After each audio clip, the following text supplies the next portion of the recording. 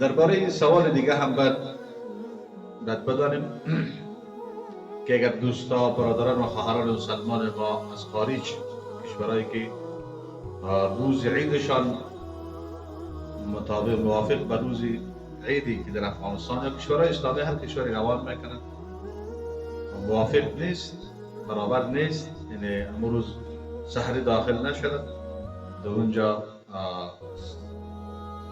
صبح آغاز نشده، قربانیشان نباید که ذبح بکنن اگرچه نماز اینجا خوانده شده. اینجا یک اشتباه میشه که از اون جزئیه فقهی که اگر یک آدم متمول است، مالدار است، قربانیش در دهات است و در قریجات است، اونجا نماز عید خوانده نمیشه. میتونه بعد از نماز صبح او را قربانی بکنه، قربانیش ذبح بکنه و وقتی که نماز عید خوان برو قربانی را اونجا بخواه یا برو بگیره بخوره. قربانیش هم صحیح است و درست و صحیح است. از اونجا اشتباه بعضی از دوستان اشتباه میکنن، مسئله طور نیست، مسئله که نفسی وجوب است که وجوب الادا هست. در اینجا هنوز نفسی وجوب متفق نپیوسته. ما ببینیم که قبل از نماز خفتن نمیتونیم نماز خفتن را بخوانیم اگر خواندیم ادا نمیشه.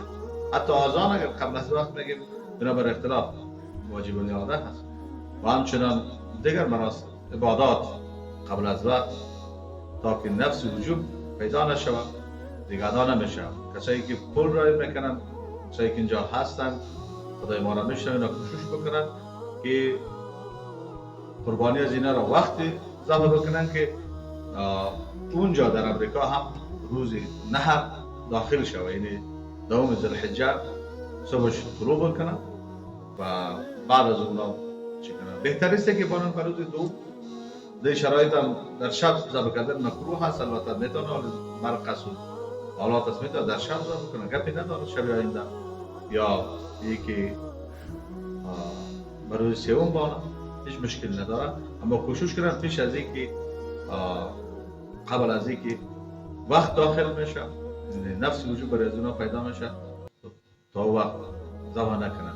چرا؟ به خاطر وجود امروز مشکل حل است، به خاطر از اینکه موبایل است، ذرایع اطلاعاتی است، حالات به حساب ارتباط برقرار همه موجود است، مشکل شد.